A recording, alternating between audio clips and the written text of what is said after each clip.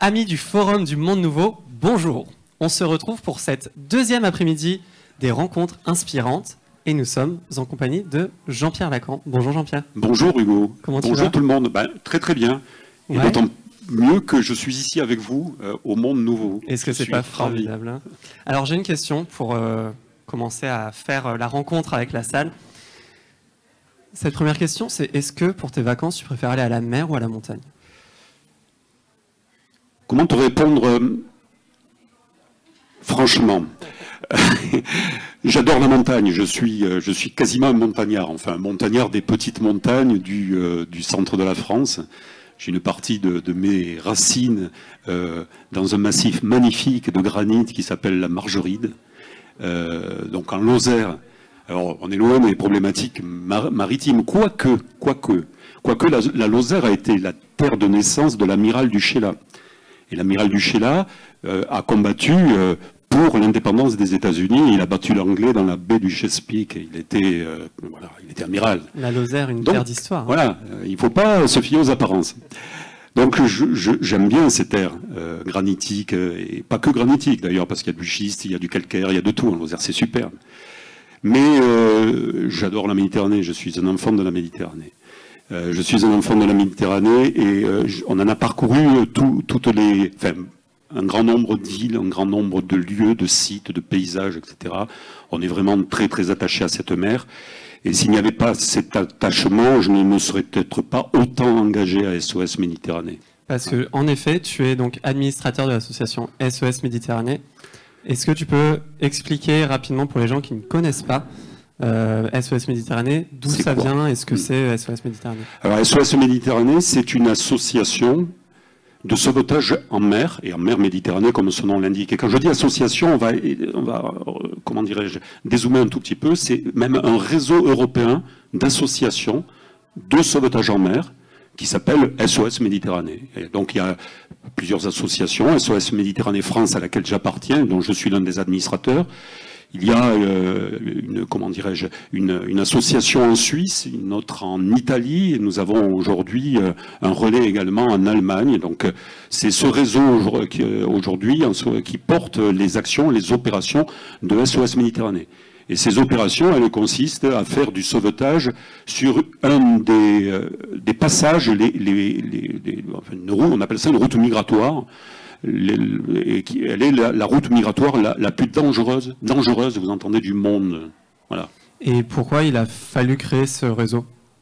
Il a fallu créer ce réseau parce qu'en fait, vous savez, le sauvetage est un droit.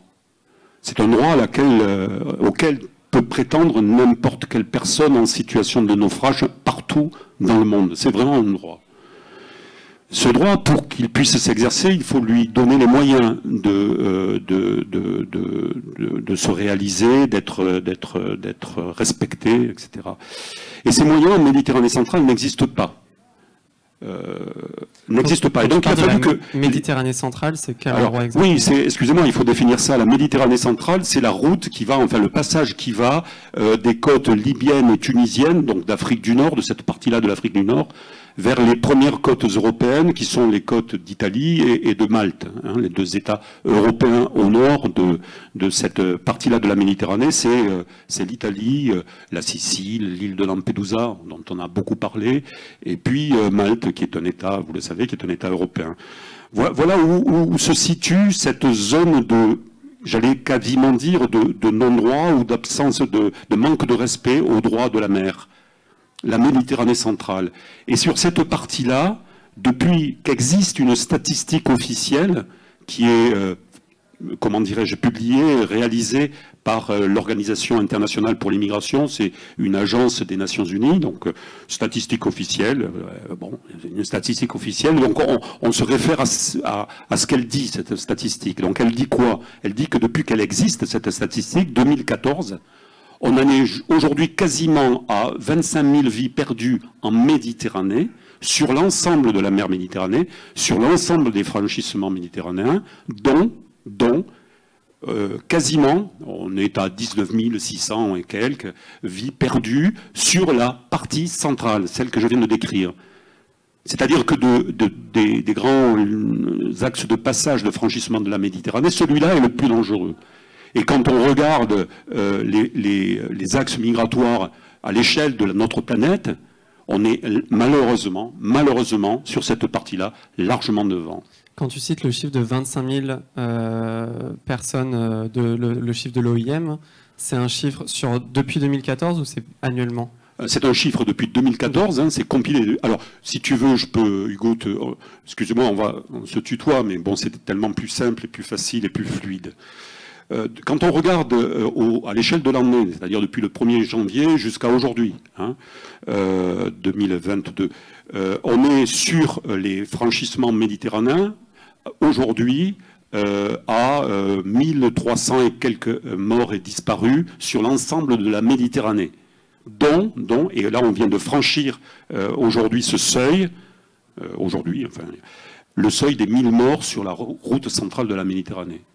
Voyez quelle est cette situation et combien est terrible cette partie-là de la Méditerranée. Et qu'est-ce qui provoque autant de franchissements, de tentatives de franchir la Méditerranée? C'est quoi les origines de ces tentatives de passage? Alors bon, on va faire un tout petit peu de géopolitique du coup, très très vite, parce que bon... c'est la Libye qui était le point de, je dis bien qui était depuis longtemps le point de passage, le point de départ le plus important sur cette route-là. Depuis quelques semaines, c'est plutôt la Tunisie qui a pris le relais, mais là, on est vraiment sur des niveaux de franchissement ou de tentatives de franchissement très élevés d'un côté comme de l'autre. Tunisie, pourquoi? Parce que la situation économique en Tunisie s'est complètement dégradée ces dernières années, parce qu'on a en Tunisie une jeunesse formée, et qui cherche à faire sa vie ailleurs parce qu'elle ne trouve pas les moyens de la faire dans son propre pays. Je vous rappelez sans doute comment ont été déclenchés les événements du printemps tunisien avec le suicide par le feu de ce jeune marchand, qui n'en pouvait plus de se voir confronté à la police, etc., et de ne pouvoir plus trouver les moyens de subsistance. Donc c'est parti de là, un événement dramatique, et c'est la jeunesse qui part de Tunisie. C'est terrible, et une jeunesse formée.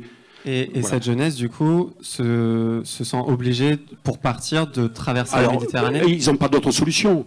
La Tunisie, quand vous êtes jeune Tunisien et que vous voulez venir en Europe, c'est pas la peine de compter sur le fait d'avoir un visa. C'est pas possible. Vous n'en aurez jamais. Donc, il n'y a que la voie de la migration clandestine qui permet de rejoindre l'Europe.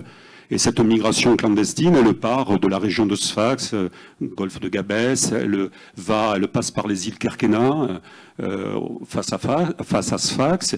Et là, depuis les îles Kerkena, on prend des embarcations de fortune pour tenter de rejoindre l'île de Lampedusa, qui est à peu près à 120-130 km des Kerkena. Voilà.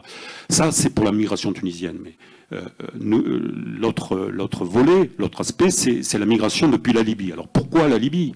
Parce que la Libye, depuis qu'on a découvert du pétrole, en gros à la fin des années 70, 1970, on découvre du pétrole et du gaz en Libye, et donc la Libye va bâtir son développement sur l'exploitation du gaz, en gros sur les pétrodollars. C'est le deuxième producteur du continent africain de gaz et de pétrole après le Nigeria. Kadhafi, qui était déjà au pouvoir, qui était au pouvoir dès 1969, va bâtir le développement de la Libye là-dessus, sur les pétrodollars. Mais la Libye, c'est un pays où il y a très peu de monde. C'est 6 millions d'habitants sur un territoire qui est beaucoup plus vaste que la France, 6 millions d'habitants en Libye. Et donc la Libye va avoir besoin de bras pour bâtir son développement. Elle va ouvrir ses frontières à la migration qui restera toujours une migration clandestine. C'est-à-dire que les Libyens sont tout à fait ravis de voir arriver de la main-d'œuvre venant des pays frères de l'Afrique subsaharienne, Niger, Mali, Tchad, etc. Mais de notre côté, on ne leur reconnaît aucun droit. Donc ils rentrent et ils sont susceptibles d'être raptés, kidnappés, etc. Ça a commencé donc dès très tôt, cette histoire.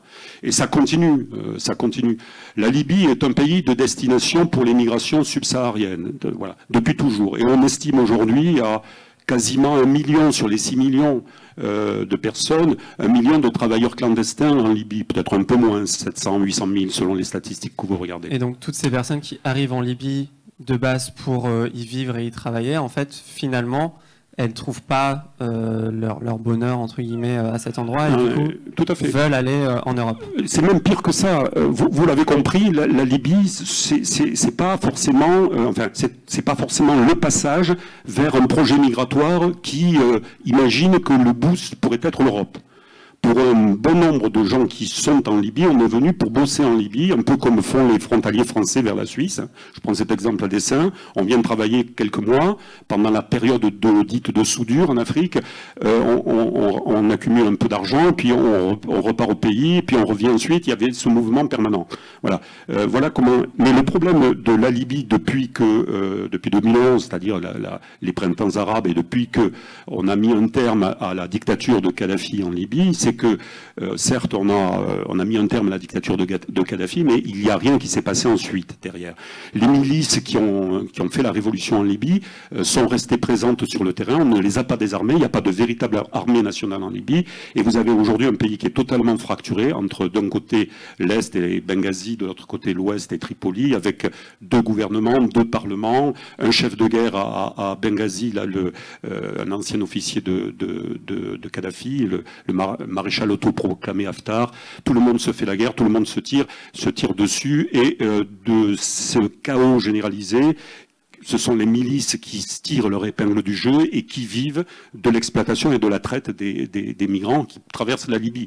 Et aujourd'hui, les migrants qui arrivent en Libye, ils sont pris au piège. Et ce piège, c'est un enfer. Vous entendez bien, un enfer. On les jette dans des centres de détention officiels ou officieux. Ils sont martyrisés, violentés, violés, etc. On extorque de l'argent aux familles restées au pays, etc. Et donc, pour beaucoup d'entre eux, la seule solution pour s'en sortir, c'est de partir par la mer. Nous avons à porter secours à des gens qui sont en situation de fuite, qui fuient l'enfer libyen. Voilà la situation aujourd'hui sur la route centrale de la Méditerranée. Donc on est loin des paroles qui peuvent être rapportées ou des choses qu'on peut dire que ces personnes-là viennent spécifiquement pour aller en France, pour avoir une situation, parce que en fait c'est ça qu'ils recherchent. Là, ce que tu nous dis, c'est que en fait beaucoup de gens viennent là arrivent en Méditerranée et vers l'Europe par défaut, parce qu'en fait c'était ça ou la mort. Il n'y a jamais de vérité toute faite, hein. Les situations sont complexes. Certains pourraient avoir, sans doute, le projet migratoire d'aller vers l'Europe. Et ils passent par la Libye parce que précisément il n'y a pas d'État, ils s'imaginent qu'il n'y a pas d'État, qu'il n'y a pas de surveillance, etc. C'est plus tout à fait vrai depuis maintenant 4 ou 5 ans, depuis que l'Europe finance les gardes-côtes libyens pour bloquer la frontière maritime de la Libye, entre la Libye et les eaux internationales. Donc les gardes-côtes libyens font aujourd'hui un boulot d'interception. On récupère les gens qui tentent de franchir la Méditerranée et on les renvoie à Tripoli, on les réinjecte dans le circuit de la traite. Hein. Voilà ce qui est fait. Donc on ne peut pas dire mais la situation est celle-là, enfin la situation est complexe. Mais c'est vrai que beaucoup des gens que nous recevons, que nous recueillons à bord de l'Ocean Viking et à l'époque de l'Aquarius, notre premier navire, beaucoup de ces gens-là nous disaient mais nous, l'Europe, non, c'était pas vraiment notre cible. Nous, on fuit l'enfer libyen. Et justement, SOS Méditerranée arrive à ce moment-là où pendant la traversée, malheureusement, il y a des naufrages et des personnes qui sont en danger de mort sur leur bateau, sur leur petite embarcation, et c'est à ce moment-là que vous intervenez. Complètement. Le début de notre histoire, c'est un naufrage particulièrement terrible qui a lieu dans la nuit du 3 au 4 octobre 2013. Je ne sais pas si certains d'entre vous s'en souviennent, au large de l'île de Lampedusa, dont je parlais tout à l'heure. Là, on a un bateau de pêche, un vieux rafio de pêche qui était parti de Tripoli un jour avant et qui arrive en pleine nuit au large de l'île de Lampedusa. Le moteur est en panne, c'est ce qu'on appelle un blackout. Il y a plus rien, il n'y a plus de générateur, il n'y a plus d'électricité à bord, rien du tout, pas de radio bien sûr, etc. Et ils sont à bord de ce bateau plus de 500 personnes, plus de 500 personnes. Et ils voient les côtes, les lumières de Lampedusa, hein, puisqu'on était à moins de 1000 de Lampedusa, vraiment tout à côté. Et là, l'un des passagers, l'un des naufragés va prendre un vêtement, le tremper dans le gasoil qui fuit du moteur, va mettre le feu au vêtement pour faire un fanal et se signaler à la côte. Et bien sûr, le feu va se répandre sur le pont du navire, les gens vont passer sur l'autre bord, le bateau va être déséquilibré, il va partir au fond, et vous aurez cette nuit-là 356 victimes. La population de Lampedusa, qui est une population de marins, de pêcheurs, etc., va se mobiliser. Une mobilisation, un mouvement de solidarité fantastique pour aller sauver. Ils vont en sauver beaucoup, mais il y aura 356 victimes. C'est un traumatisme pour l'Italie. Il n'y a pas assez de cercueils à Lampedusa pour prendre en charge toutes ces victimes, tous ces corps. Traumatisme général en Europe, etc. Il faut faire quelque chose, il faut faire quelque chose. Et l'Italie va faire quelque chose. Elle va mobiliser une flotte de navires d'État dans le cadre d'une opération qui va s'appeler Mare Nostrum. Et pendant un an, les Italiens vont sauver au large des côtes libyennes, dans les eaux internationales. Et ils vont sauver beaucoup, beaucoup de personnes. 150 000 personnes, dit-on. Et puis l'Europe va dire à l'Italie, mais ce que vous faites là, vous attirez les migrations, vous êtes une pompe aspirante d'immigration par la mer, il faut absolument arrêter, ça coûte cher, etc. Il faut faire autre chose. Et ils vont arrêter. Et à partir de là, plus rien ne se passe. Mais croyez-vous que pour autant, il n'y ait plus eu de naufrage ? 2015, vous avez les 2 plus gros naufrages de l'histoire de la Méditerranée, dont l'un fera, on ne sait pas trop aujourd'hui, mais 1 millier de victimes sur une embarcation, le Barcone. 1 millier de victimes, vous voyez ? C'était en 2015. Face à cette absence de moyens pour sauver, un certain nombre de citoyens vont dire on va faire le job. Et parmi ces citoyens, vous avez Klaus Vogel, vous avez Sophie Beau qui vont créer le réseau SOS Méditerranée et qui vont aller chercher un navire en faisant appel à la générosité du public. On lance un crowdfunding, excusez-moi, je suis pas très bon en anglais, crowdfunding, et ce crowdfunding va rapporter 300 000 euros dès le départ, dès le mois de septembre 2015. Et c'est bon là. Là, on a peu d'argent, on va aller louer un navire, on va louer l'Aquarius, et on va mettre l'Aquarius en opération sur la Méditerranée centrale. Il fera son premier sauvetage le 7 mars 2016. Au jour d'aujourd'hui, c'est plus l'Aquarius, c'est l'Océan Viking, on a changé de navire, on est toujours des affréteurs et pas des armateurs, on loue le navire, et au jour d'aujourd'hui, depuis ce sauvetage-là, on est à 36 789 personnes sauvées en Méditerranée, par SOS Méditerranée. Voilà ce que je vous dis. Et du coup, ces personnes-là, donc ces 36 000 personnes, oui, on peut... vous pouvez. Voilà. Merci. Et ces 36 000 personnes que vous avez accueillies à bord de l'Aquarius puis de l'Ocean Viking, c'est quoi leur parcours après? Comment déjà se passe l'opération de sauvetage? Et puis ensuite, où ces personnes sont-elles déposées? C'est quoi leur vie ensuite? Alors leur vie ensuite, on ne sait pas, mais nous, notre job, notre mission, elle est sur 3 niveaux. Dans nos statuts, SOS Méditerranée a 3 missions, c'est sauver, donc aller récupérer des gens qui se noient en Méditerranée. Alors, on a beaucoup parlé de migrants, mais nous, on ne parle pas de migrants. Hein. Nous, on parle de naufragés. Ce sont des naufragés. Ce sont des gens en situation de naufrage et qui, comme tous les naufragés du monde, ont le droit à être sauvés. Et ce droit crée des obligations. Il fait obligation à tous les capitaines de navires témoins d'un naufrage de se détourner et d'aller sauver. Donc c'est ce qu'on fait, nous. On sauve. C'est-à-dire qu'il y a une main qui se tend sur la mer. On ne regarde pas quelle est la couleur de la peau. On ne regarde pas ce que cette main a invoqué, quel Dieu elle a invoqué. On ne veut pas du tout savoir pourquoi cette personne est là. On sauve. Voilà. C'est respecter le droit de la mer. C'est le droit de la mer. C'est un droit universel, le droit de la mer qui est fait de conventions maritimes qui définissent et qui encadrent le sauvetage. Sauver, protéger, c'est-à-dire les recueillir à notre bord. Nous avons à bord de l'Ocean Viking un partenaire opérationnel qui est aujourd'hui la plus grande organisation humanitaire du monde, qui est la Fédération internationale des sociétés de Croix-Rouge et du Croissant-Rouge. La Croix-Rouge, c'est notre partenaire à bord. Ils font l'accueil. Ils assurent l'accueil, ils assurent les soins. Nous avons une clinique à bord du navire. Ils assurent la prise en charge des femmes. Parce que les femmes, dans la migration, subissent toutes les avanies possibles. Le parcours migratoire est dur de toute façon. Il est épouvantable, mais il est encore plus épouvantable pour les femmes. Donc il y a une prise en charge spécifique des femmes. Et les enfants et les mineurs. 20% des personnes que nous recueillons sont des mineurs, la plupart non accompagnés. Sauver, protéger et témoigner, porter la parole, et c'est ce que je fais aujourd'hui grâce à vous, grâce au monde nouveau, porter la parole, essayer de faire prendre conscience de cette situation en Méditerranée et de la nécessité d'aller sauver, de la nécessité de faire appliquer ce droit universel qu'est le sauvetage. Voilà. Et le sauvetage, disent les textes, disent les conventions maritimes, il commence à partir du moment où l'alerte est donnée et il s'achève une fois le dernier naufragé le dernier rescapé pour le coup, débarquer dans ce qu'on appelle un port sûr. Un port sûr. Et ce port sûr, c'est quoi? Il est aussi défini dans les textes. Le port sûr, c'est un port où la personne va pouvoir faire reconnaître ses droits, notamment le droit à l'asile, va pouvoir se faire prendre en charge au niveau de sa santé, il faut donc le port soit équipé d'hôpitaux, etc., va pouvoir organiser la poursuite de son déplacement, de son voyage. Voilà ce que c'est qu'un port sûr.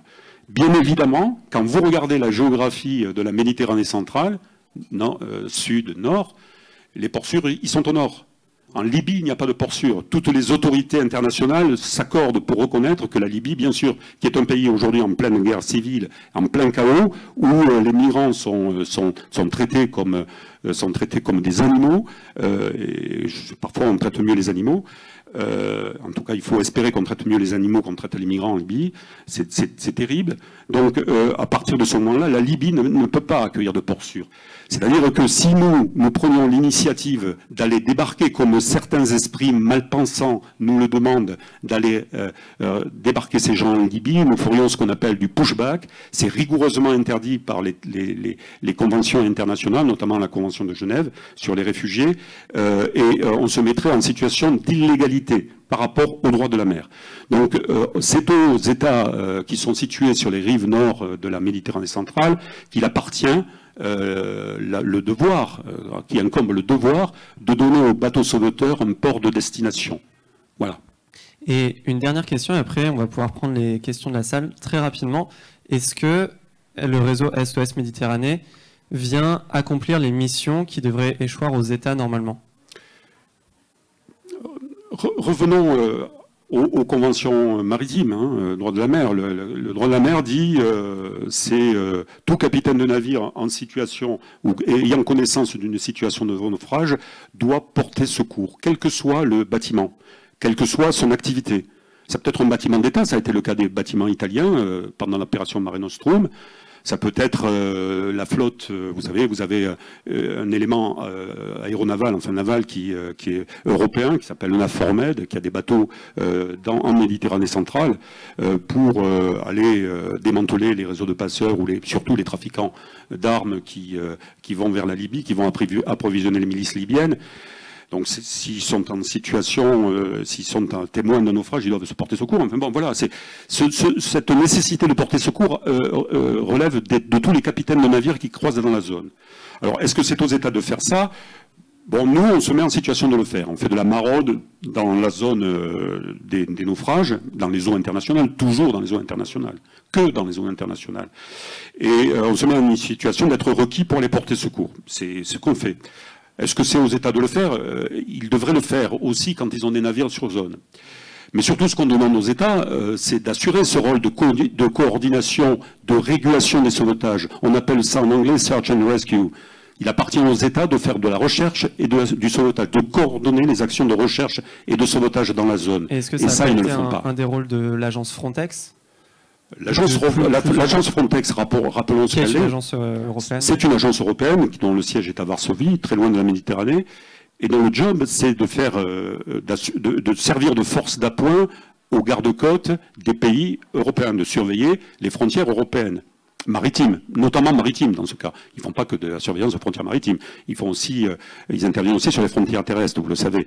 Mais dans notre cas, où se situe la frontière maritime de l'Europe, Où est-ce qu'elle se situe?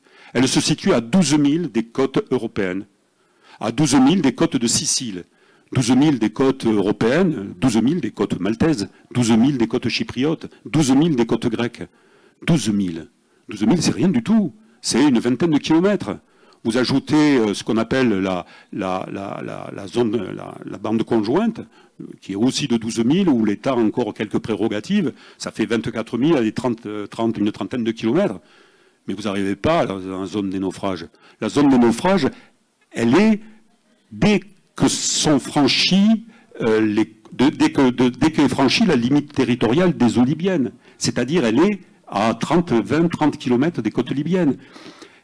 Les embarcations qui quittent les côtes libyennes, généralement la nuit, dès qu'elles partent des côtes libyennes, elles sont en situation de naufrage. Donc là, Frontex, il n'y est pas. Frontex ne vient pas là. C'est pas sa zone d'intervention, Frontex. Frontex, par contre, est présente, c'est vrai, depuis quelque temps, par un drone qui fait de l'observation, de la surveillance, le long de la limite des eaux territoriales libyennes, donc dans les eaux internationales, mais le long de la limite des eaux territoriales libyennes, pour repérer les embarcations qui partent. Et généralement, ils font ce que tout le monde doit faire dès qu'ils voient une embarcation qui part. Qui appelle-t-il en premier? L'autorité libyenne. Et l'autorité libyenne, dès qu'elle est informée de ça, elle envoie une vedette d'interception, elle récupère les personnes en situation de naufrage, elle les ramène en Libye. Hein? En Libye, voilà. En Libye, c'est-à-dire le pays qu'ils fuient, que ces gens-là fuient, pour les réinjecter dans le réseau de la traite. Vous savez quoi? En octobre, l'année dernière, 2021, paraît un rapport d'une commission d'enquête indépendante du comité pour les réfugiés des Nations Unies, hein, l'ONU. Que dit le pré-rapport? Je me le suis procuré, il a été publié, vous pouvez le voir sur les sites internet. Que dit-il? Il dit que les actions, la situation faite aux personnes migrantes, exilées, réfugiées, etc., ils emploient tous ces termes-là, en Libye, par les autorités libyennes et en mer par les gardes-côtes libyens, peut être assimilé à des crimes contre l'humanité.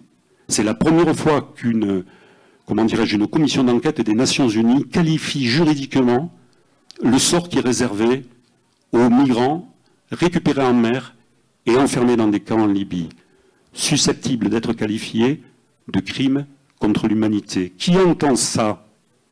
Qui entend ça?